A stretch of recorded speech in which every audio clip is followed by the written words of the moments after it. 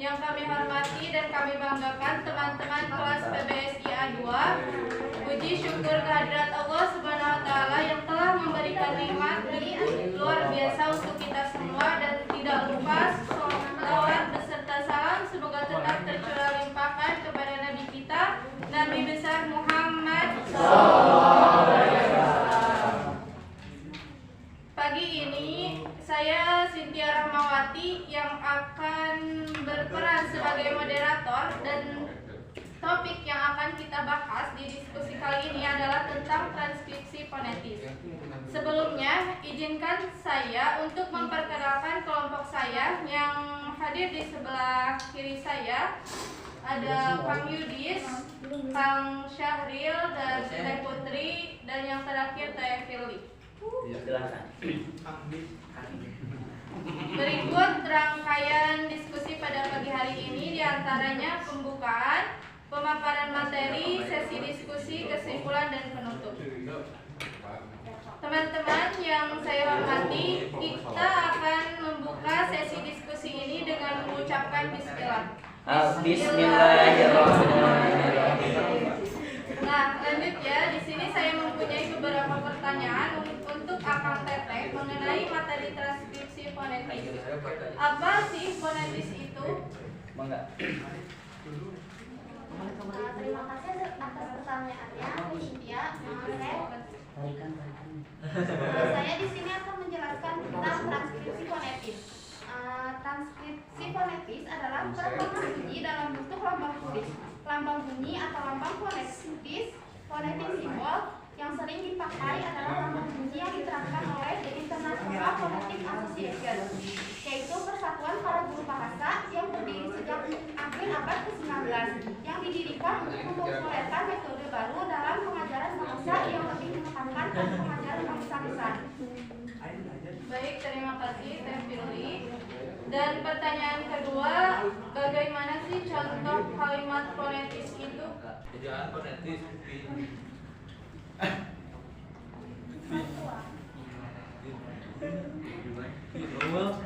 bebek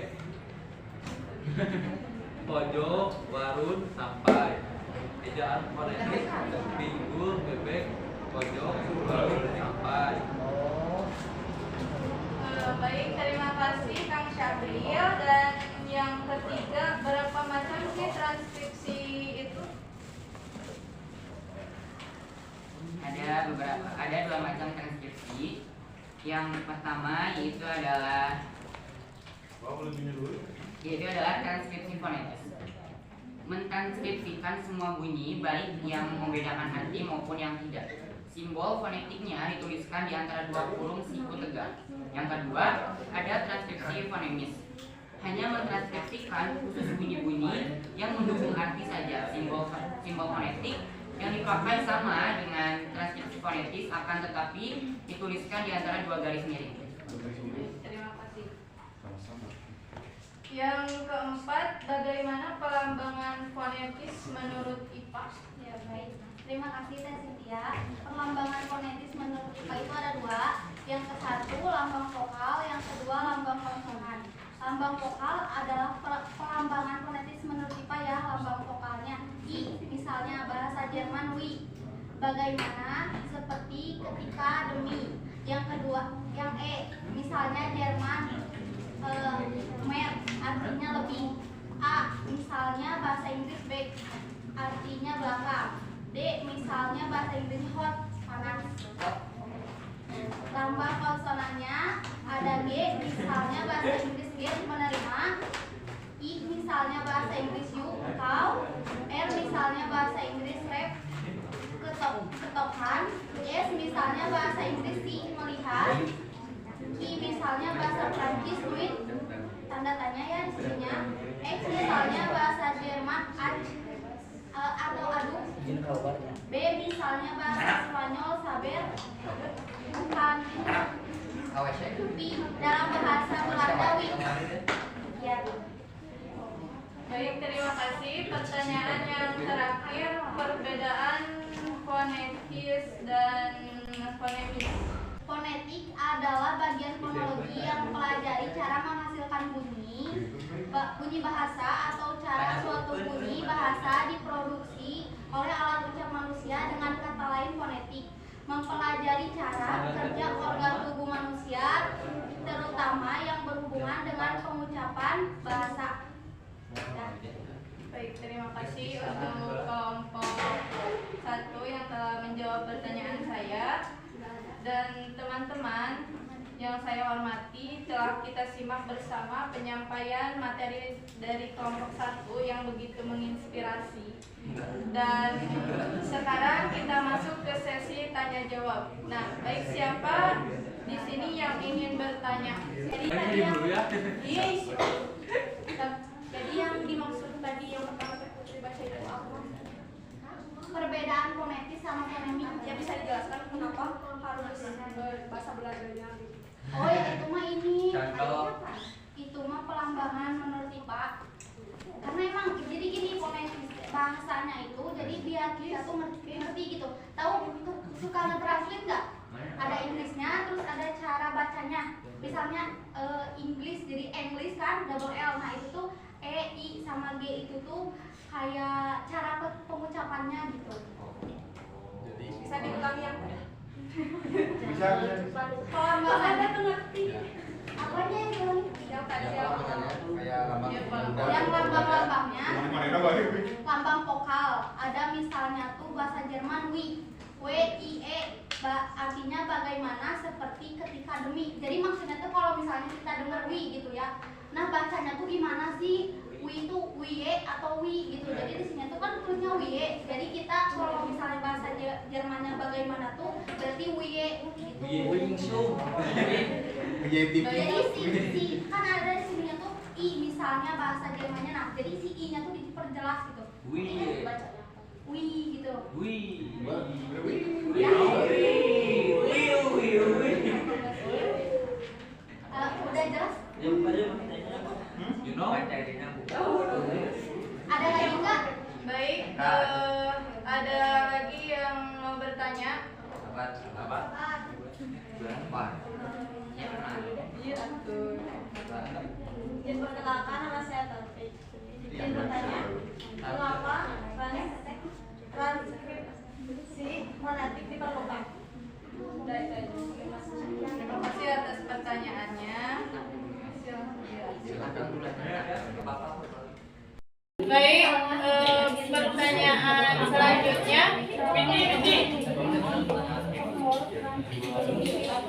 Boleh salam. Faktor. Nama saya Karul Paturama. Ini bertanya faktor-faktor apa saja yang ada di fonetik. Baik, terima kasih atas pertanyaannya. Akan saya tampung dahulu ya. Baik, Izin bertanya. selanjutnya Iya. kepada pimpin sebelah sini dulu.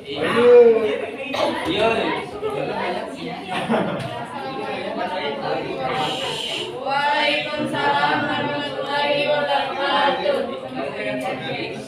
Ingin bertanya, apakah berpikir dapat mempengaruhi kualitas PN? Bisa tidak?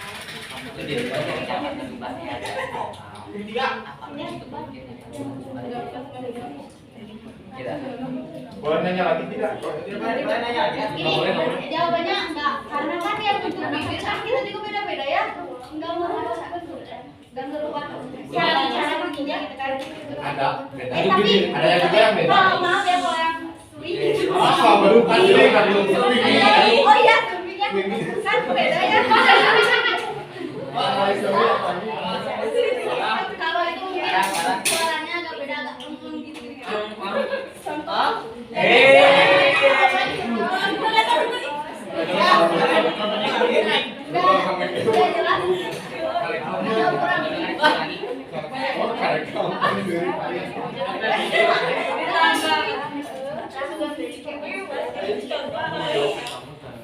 Oh, contohnya Ya itu, beda gitu mendingan kalau yang gimana ya? Kayak ada iya terus si bibirnya nggak nyatu dengan kayak kita gitu kan, itu kan susah ya, kan ke atas saja kan gitu ya. Maaf ya. Tadi tidak dapat. Ya kan salah. Baik, terima kasih kepada Kak Winfy atas jawabannya sangat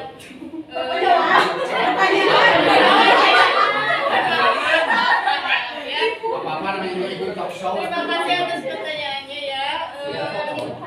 Untuk selanjutnya dari belakang.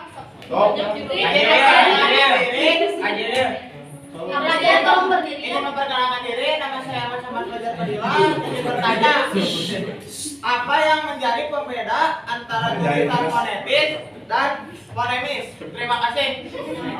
Selain dari arti. Jadi jikalau kata Ada lagi yang pertanyaan. Baik, terima kasih kepada Kang Fajar dan yang selanjutnya silakan yang mau bertanya Davianti. Silakan. Nama saya bertanya, kan di samping tulisan fonetik, di samping selain tulisan fonetik kan ada tulisan fonetik sama ortografis. Nah, katanya tulisan fonetik itu lebih akurat dibanding fonemik. Boleh dijelasin nggak sebabnya apa? Kenapa kurang akurat? Boleh ulang? Boleh. Kenapa tulisan fonetik dikatakan lebih akurat daripada tulisan fonemik? Gini, karena fonetis itu kan ngelambang, jadi kayak menjelaskan bunyinya ya. Kalau fonetik mah lebih ke mungkin pengertian atau makna. Jadi pokoknya fonetis mah kenapa lebih akurat? Karena jadi yang tadi yang aku bilang, yang I, G, yang E itu jadi di apa dilambangkan gitu, di apa dibunyikannya tuh jelas gitu, makanya lebih akurat. Udah jelas? Begitu. Terima kasih. Baik, sesi tanya jawab sudah habis ya. Silakan kepada kelompok 1 untuk menjawab pertanyaan dari teman-teman tadi. Saya akan menjawab nanti ya.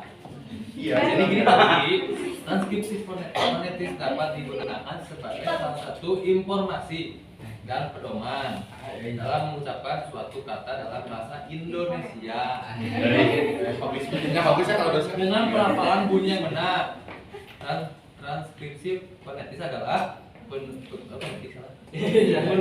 bunyi-bunyi bahasa secara akurat atau secara tepat dengan menggunakan huruf atau tulisan fonetik. You know? Yes, I know.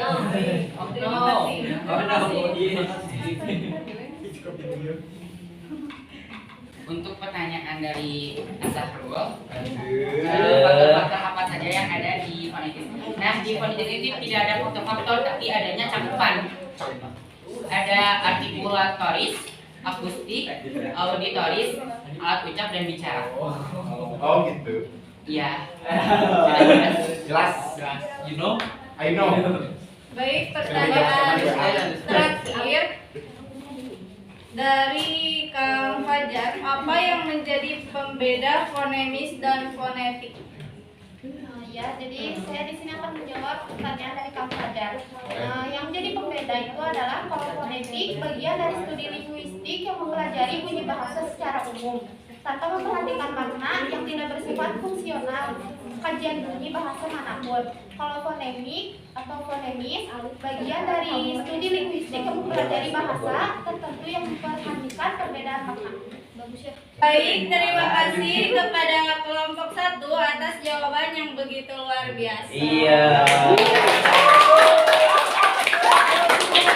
Dan terima kasih juga kepada teman-teman yang bertanya, menanggapi, dan menyimak. Iya. Karena keterbatasan waktu, saya akhiri presentasi ini. Izinkan saya untuk menyimpulkan materi kami bahwa transkripsi fonetis adalah perekaman bunyi dalam bentuk lambang tulis sistem lambang yang digunakan oleh IPA. Ini Kazim disebut The International Phonetic Association yang disingkat IPA, dan ada dua macam transkripsi, yakni transkripsi fonetis dan transkripsi fonemis. Baik, sekian diskusi dari kelompok 1. Saya mewakili kelompok saya mengucapkan mohon maaf atas segala kekurangan dan keterbatasan kami. Wabillahi taufiq wal hidayah. Wassalamualaikum warahmatullahi wabarakatuh. Waalaikumsalam.